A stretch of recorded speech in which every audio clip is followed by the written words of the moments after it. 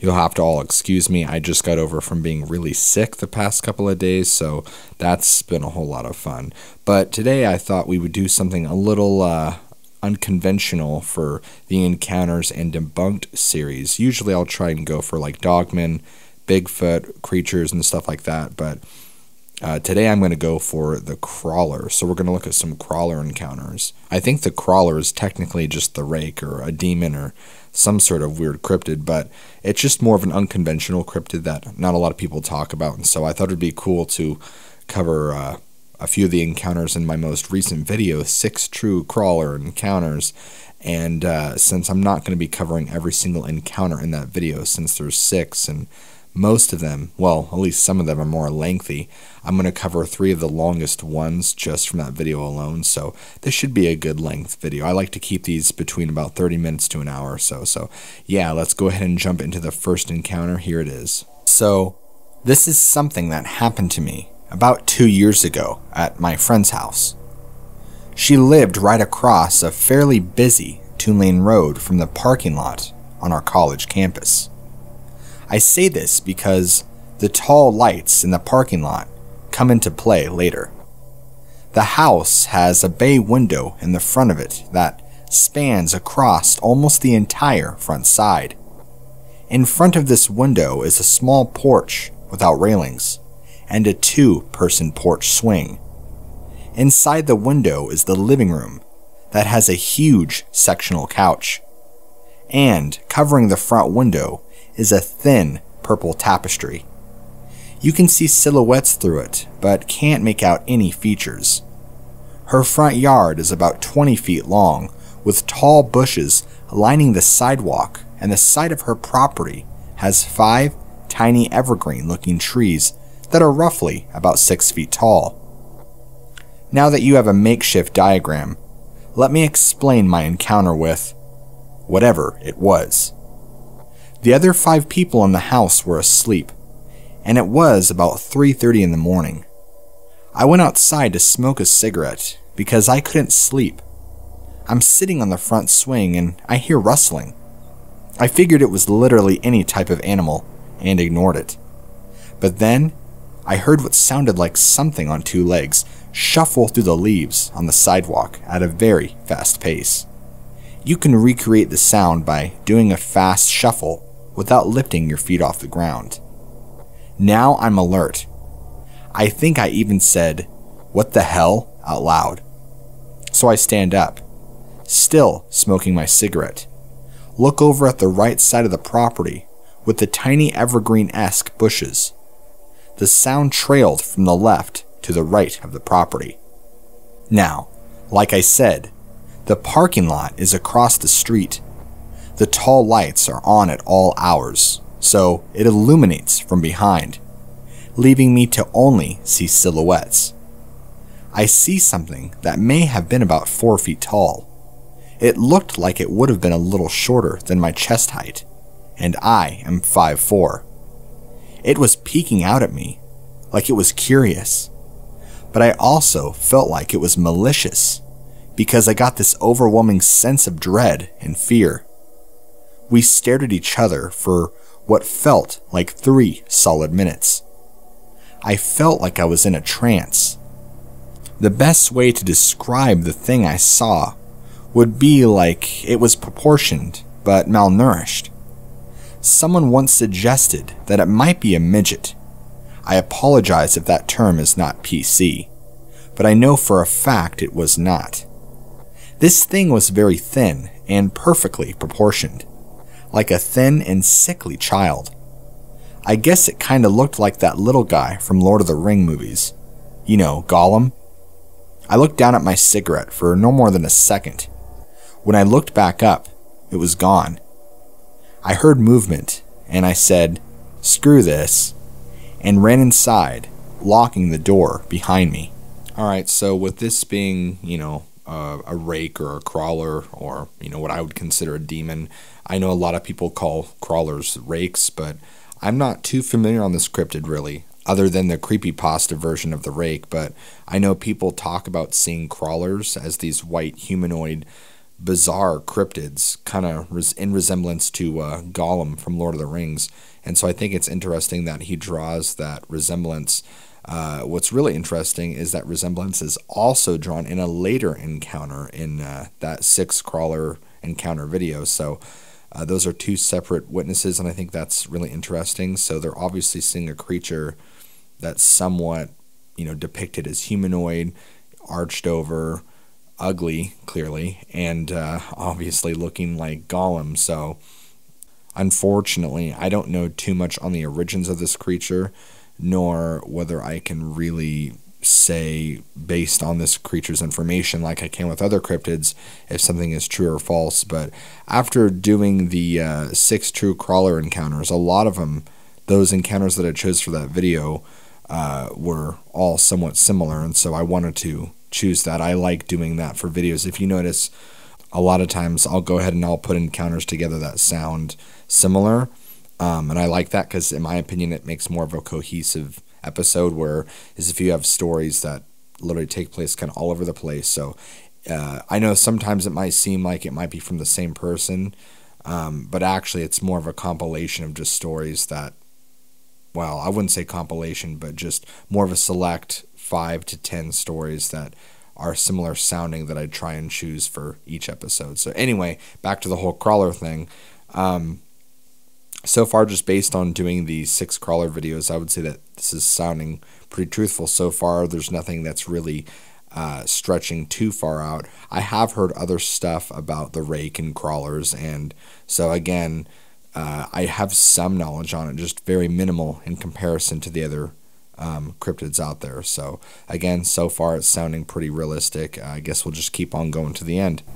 Then, sitting on the couch, I was staring at the window when I suddenly saw something run across, blocking a portion of the light from the parking lot as it went by. For it to do this, it had to have been on the porch where I just was. So that's basically my experience. I would love some insight on what you guys think. And just in case anyone believes it's an animal, the area was in South New Jersey, fairly rural and about 10 minutes away from the Pine Barrens. No, I don't think this is a Jersey Devil. I'm just giving geographic information. Thank you. Okay, so we end the very first encounter today out of the 3, and again, honestly guys, I'm probably going to say with that this is true, just based on the way the story's formatted, the way this person is telling about the story, and even the way they used to describe the creature, and how they describe it, just for the tone. They're not rushing it to one paragraph. I've been really trying to look up more fictional stories lately, so I can kind of get a better idea myself of when to spot fake ones and how they're written. I think the crawler is definitely a cryptid I would like to start doing more of, just because if you look around on the internet, it's definitely a cryptid that's becoming more and more actively seen and talked about, as well as some of these other cryptids. Like, I'm not sure if some of you've heard of them, but like one is the bear squatch, which I've only heard of. I haven't actually read any encounters of, but I also haven't gone out of my way to do any research. So I know there's another one in California, and it supposedly lives in like this hill area or something, and it's supposed to be like a bat or something strange like that. I'm not too sure.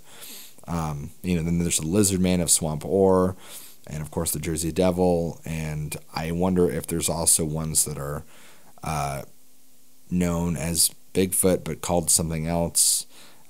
Anyway, so just along with the cryptid, I wanted to do something really unconventional for this video, and I thought this would be really cool. I guess we can move on to the next encounter. So, my first sighting story is actually an old friend of mine's who I haven't seen or spoken to in years, but I still remember this very vividly to this day. It must have been about 96, and I had just turned 22. I was at a party with a few friends, and the host of the party was a daughter of some wealthy family. She was a bit of a spoiled girl from what I can remember, and her parents had this really amazing house, which I remember having this pretty awesome chandelier at the entrance of one of the highest ceilings I have ever seen. Anyway, the house itself was in solitude and was the only house around for some distance. To get to it, you had to drive a minute or two along this really long road that wasn't lit up at all. The house was surrounded by a lot of forest, but had a small lake nearby. Now the part had been going on for a good few hours, and a buddy of mine was showing up pretty late because of working late or something. I have no idea why, because it was years ago, but I know he showed up fairly late. I remember being in the kitchen, talking to someone, and in he comes, bursting into the room, fully out of breath, and immediately comes to me and interrupts my conversation. He was extremely hysterical, and I remember telling him to calm down and to breathe. He then began to say that his dad dropped him off on the start of where the longest road began, and his dad was in a hurry. I remember thinking why the hell his dad would let him walk across a dark forest road to a secluded house at night on his own, but was sensible too. But hey, who am I to judge someone else's family? My friend was saying he was walking up the road, about halfway, drinking his cans when he heard a sort of growl from behind him. Thinking he was about to get attacked by a wolf or whatever, he began to walk at a much faster pace. And it wasn't until he turned around, and about 10 feet from him, at a tree, was this hunched over white creature. I remember him constantly calling it this tall, white thing. He said it had a huge head and a gaping mouth. He let out a scream, and then ran as quick as he could to the house. So just due to the growling alone, I would normally have said that this was just a DOGMAN misidentification, but, if he's describing this as a hunched over white thing that's humanoid looking, and a gaping mouth like some of these crawlers are seem to said to have, it's honestly kind of terrifying. Unfortunately, he doesn't really estimate the height quite yet, or if at all, I'm not quite sure, and doesn't really give much detail other than that. But so far, it's terrifying, and we'll go on through the story and see how it turns out. He made it to the house and busted in without looking back, which he then immediately found me. Now at the time, and for years after I personally just thought he saw an animal, and his imagination went wild. I think people for years would just go, "Yeah, dude, whatever," when he would bring it up. But he never let anyone get to his head, and he was always so defensive over what he saw. Now to my story, and why I now firmly believe my friend. I was camping with my wife and daughter in Minnesota last year at the beginning of July. For summer, the campsite we were at was pretty quiet, but there were a few families near our tents. It's next to a river and is covered by thick forest. Now the opening of our tent faced north towards the river. It was truly an awesome view coming out of your tent.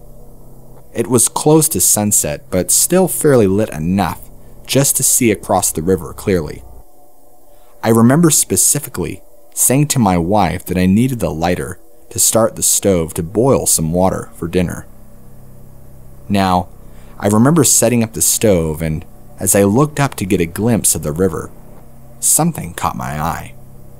There was this thing walking through the forest on the other side of the river.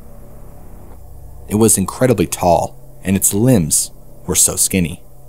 It didn't seem to look in my direction until someone from another family at our campsite shouted. Not about the thing across the river, just about something else. That shout made it look over in my direction, and I still remember its pale, bulbous head looking straight at me across the river. It then haunched over on all fours and began to crawl away at an incredible speed into the opposite direction. I didn't sleep at all that night.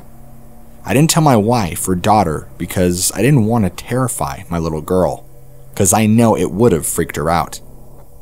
The next day, we were supposed to stay another night, but I did not let that happen. My wife asked why I let her know what I saw, and she knew I wasn't lying.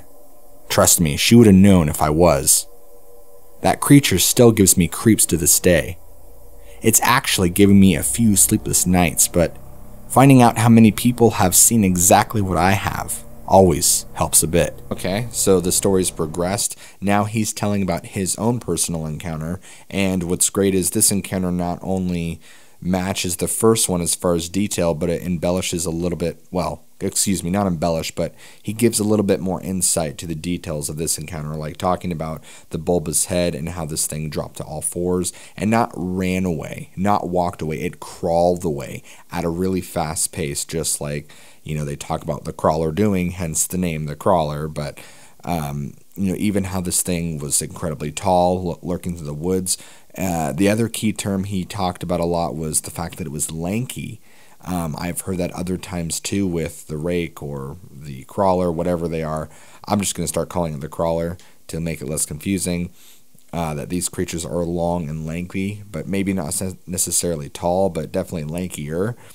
And so it's interesting that he uses this description as well as just it walking through the woods. I'm assuming that it's this creature, being whatever it is probably in the area. And I think he mentions either this encounter, or was it the last one that they talk about the South Jersey thing. The other encounters of the crawler that I've read upon, I think all took place on the East Coast. I think the other few have been in New York and the surrounding areas, so I wonder if that has anything to do with anything. Maybe they're demons, I don't know, I'm not sure. I don't really know enough about them to accurately describe it, but I do know that I've read at least a small handful of encounters, all of which are similar to what I put in that 6 true encounter crawler videos, because upon listening back to them, I believed them to be fairly true. So now listening back to this, it all kind of fits in my book. I like how, like I said in this encounter, that he's a lot more descriptive about it, but I do enjoy the little amount of detail that he does give for his friend's encounter, and then goes on to tell you the similarity between his and his friends, and how he's able to give you more detail and matching at the same time what happened to his friend. Furthermore, creating a more valid encounter and overall experience, especially with the way he wrote it and how he talked. I would definitely say that this story also leans on the true side, but that's kind of what I gathered originally when I first got these stories and gathered them and put them in the first original Encounters video. So let's move on to Encounter 3. This one's a long one, so depending on how many points I want to make, I might break it up or I might just play the whole thing. Let's go. I grew up in rural Missouri. My family moved there in 1985 when I was 4. About 15-20 minutes from the closest town, with the closest town being Wright City, about 15 minutes north. It was really in the middle of nowhere. You had to drive a mile or two down one gravel road, and before you got to the gravel road I lived down, that was about 1.5 miles long that only my family and our neighbor lived on. There was about 3,000 to 4,000 acres north of us that no one lived on, and about 1,000 acres south of us that no one lived on. It was all owned by the same guy who only came out during deer season to hunt the property south of us, and lived in a town about 20 miles west.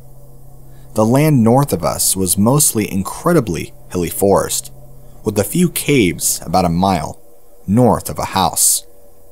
The land south of us was about 50-50 woods to fields, with an old 100-year-old abandoned cabin deep into the woods. So what I find really interesting so far is that he actually does tell the year, and he does tell the area, Missouri, so that's kind of Midwest, East Coast, so that's interesting, plus all the really heavy acreage and forest and acres and acres and acres of it just makes for the perfect setting of any cryptid encounter, which honestly, with the setting described, I'm really surprised this actually isn't a Dogman encounter or even a Bigfoot encounter, but it ends up being something a little bit more strange.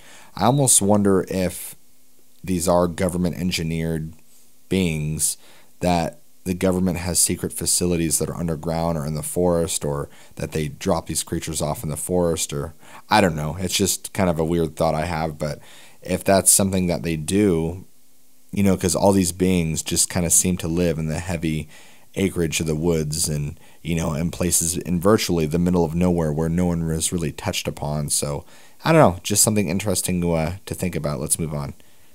The property owner had told us that no one had lived there since the late 1800s. I had a few sightings while growing up there. I'd always told myself it was the Momo, the Missouri monster, Missouri's version of Bigfoot, and wasn't until I saw a trail cam photo of what was said to be a forest ghoul several years later. This led me to do a little more research, which I'll mention later. First memorable sighting was back when I was just a teenager. Me, my brother, sister, and dad were playing a game I learned in Boy Scouts called Manhunt that was basically a blend of hide and seek and tag. We'd set a boundary around a cedar thicket just north of the house. Me and my little brother were on a team against my dad and sister. Me and my brother hid first, with my dad and sister eventually catching us. We then let my dad and sister hide and went to go find them. We ended up catching my sister, but couldn't find my dad, so we started working together. The cedars were thick and the sun was setting. We were probably in the last 10 minutes of daylight for the day. We want to catch our dad fast before we couldn't see anymore. We searched most of the area and didn't find him. Eventually, I spotted what looked like 2 feet, about 30 feet in front of us. They were barefoot and pale. Not thinking much of it, I told my brother I thought Dad had taken his shoes off, just to be more stealthy. We spread out about 20 feet apart and tried to sneak up on him from opposite sides, crouching the whole way so we could see under the cedar trees, but we couldn't see through the thicket. We got about 15 feet away before it realized we were coming up on it, and it took off. We both took off running after it thinking it was my dad. We chased it to the edge of the thicket where there was a small open glade before the start of the large forest that spread back into the hills. We yelled that he was running out of the bounds as we got to the edge of the thicket, and we noticed what appeared to be a pale, naked man jetting into the woods. This spooked the hell out of my brother and me, but we still wanted to believe it was just my dad playing with us. So we ran the opposite direction, back south towards the house, only to see my dad sitting next to my sister by a pond, easily 100 yards across the field from the thicket. We asked my dad how he got over there so fast, and him and my sister told us he'd been sitting there with her for 20 minutes now, waiting for us to figure out that he wasn't in the woods. Okay, so 2 things I want to say. One, again, interesting that they describe this thing as a pale, white, humanoid, upright creature, just like a lot of the other encounters of the crawler depicted as. So we know it's that. I'm a little bummed they didn't describe how tall it was, or did it haunch over, did it crawl, did it do anything weird other than just run. So, again, wish they would have went more into that or maybe talked about the head. The second thing is, this part of the story kind of seems weird just because, okay, so they see this white thing running, and yet they're not really scared. They're just like, oh, it's probably Dad. And clearly, why would their father look anything like that physically? Why would he be running away? And then for them just to go back and like, oh, yeah, their father's right there with their sister. I just don't know if I really believe that. I don't know. That's just kind of where I leave for that part of the story, but let's move on. My brother and me tried to explain what we saw to him, but he blew it off, saying that it was probably just a deer. Meanwhile, we had chickens multiple times as I was growing up. Normally, they'd be fine in the chicken coop for just a few months, but then something would start killing them, tearing open the wire fencing to the caged yard. Usually, we'd find 1 or 2 chickens, just torn up, laying there in the yard. My mom and dad always said it was wild dogs, but the chickens never looked eaten, just slaughtered. He'd always repaired the fencing, yet it kept happening. Usually once it started, most of our chickens would be dead and gone within a week or 2. My mom would be upset since she's the one that wanted to have chickens, and would normally give up on them until next spring, when she'd get a couple dozen more. Sometimes she'd skip a year, but I can think of at least 4 to 5 occasions of getting batches of chickens, and them all dying. Eventually, she gave up and took a few years off from trying to raise chickens. My senior year of high school, she decided to try having chickens again. It was good at first, and then a couple of months later, they started getting killed again. This time though, it was peeling off the wire roof of the caged yard. The cage was about 5 to 6 feet tall. My dad said it was dogs, but the opening would normally be a few feet off the ground. I remember questioning my dad at that point, saying if it was dogs, wouldn't they be trying to dig under the fence, not going from the top?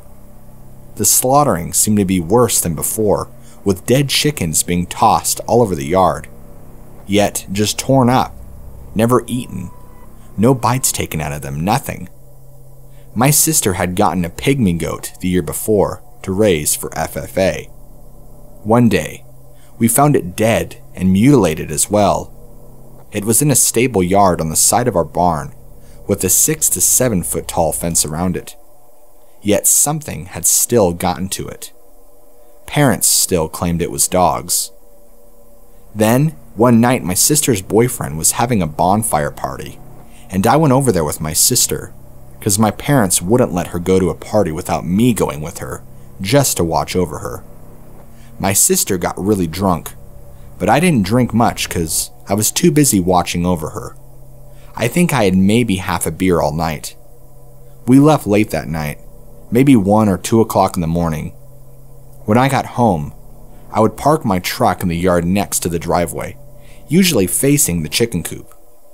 I pulled in and my sister just started screaming and pointing forward.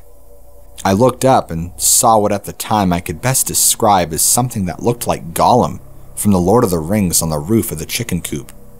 It was staring right at us, crouched down, just like Gollum normally was in the movies. It was pale white, and it had a very, very thin layer of hair on the top of its head, probably less than Gollum had in the movies, and it had 2 red eyes that glowed in the headlights. It appeared to be hissing at us.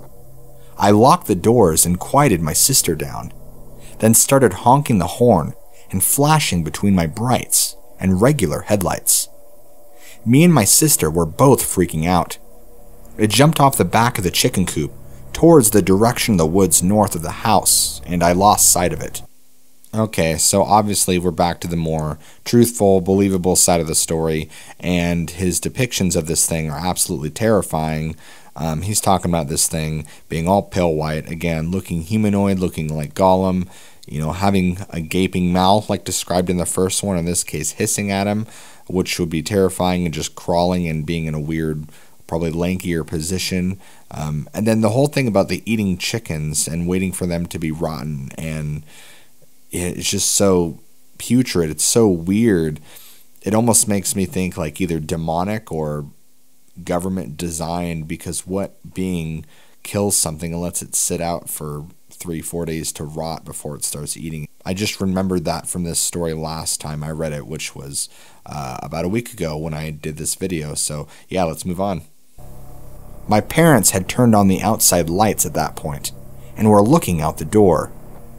I grabbed my sister and ran as fast as I could inside with her. When we tried to tell my parents what we saw, they of course refused to believe us, told us we were just drunk and full of shit. I tried to tell them I wasn't drunk, but they wouldn't believe me. Sadly, my sister was so intoxicated, she didn't even remember coming home the next day. A few nights later, we were all gathering up in the living room to watch a movie we had rented from the video store. As we were watching the previews, we heard the chickens screeching.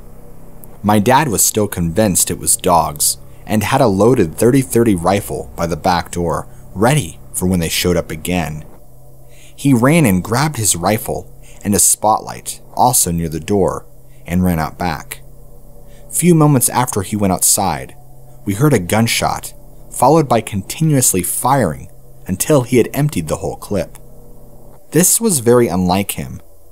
Growing up, he taught me and my brother that a good hunter only takes one shot at something. If you need 2 or more, you're not a good enough shot.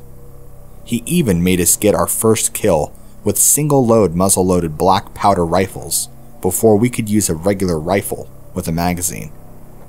Never in my entire life had I seen or heard my dad unload a full clip at something.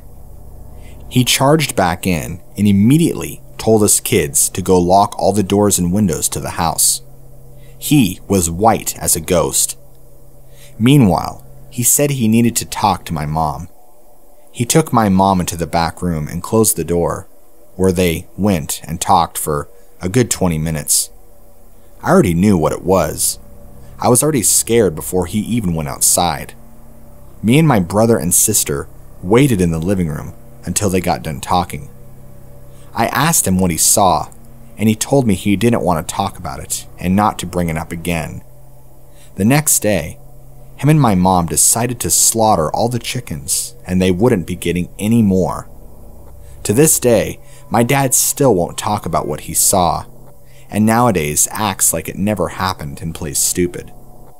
I went off to college a couple months later, and I never saw it again after that. I'd sometimes tell people, though, they're my Momo story, but never really thought much about it. That's pretty much it as far as sightings go. Oh, Mom, Pa just realized they can't have livestock anymore.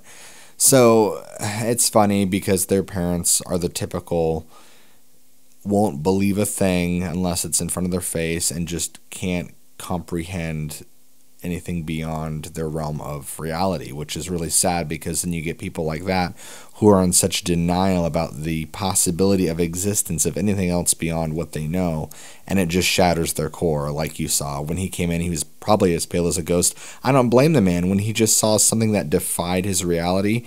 You know, I feel like if you're more open to the idea of these things, I don't want to say it makes it better, but when you experience these things, I feel like you have a better understanding and you might be able to rationalize it and, well, I wouldn't go that far, but you'll be able to accept that, hey, this did happen to me. I did see this and it's okay. I can deal with it versus being hard against it and then having the experience and then your whole world just comes shattering down. And, you know, some people, it really messes them up. They have to go to therapy. They can't sleep at night. You know, they have nightmares depending on how intense their experience was. But so that's what I'm just telling you guys all. Just, you know, listen to these, take other people's word for it, just be open-minded, and, you know, if you see one, you know, you can deal with it from there. But hopefully you guys don't see these things, and hopefully you never encounter these, because they change the way you think, they change the way you feel.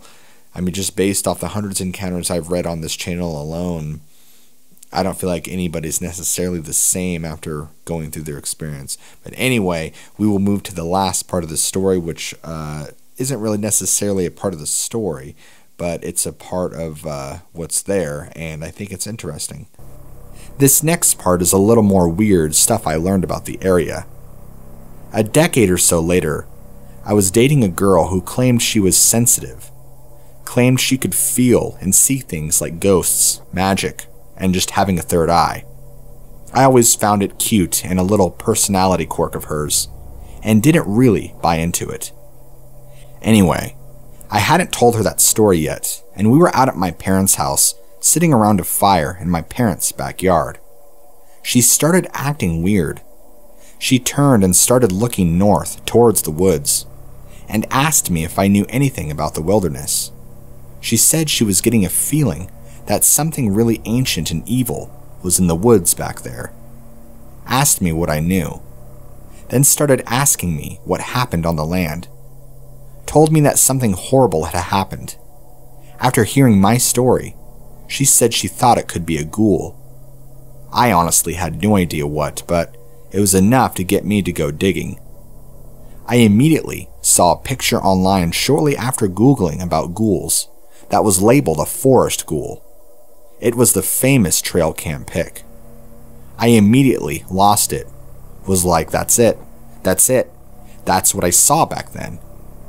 Read about how, although they like to kill stuff, they don't like fresh meat. and prefer stuff that's starting to rot. It totally made sense to me that why it would slaughter the chickens, only to come back for them later, after they had been lying around and rotting. I then started trying to research the area's history, just to find out more. Where you first turn off the paved road onto the first gravel road, there were foundations of old buildings in the woods. Walls and roofs gone, just the stone floors remained. One of the old men that lived nearby when I was growing up said that one of them used to be the old post office.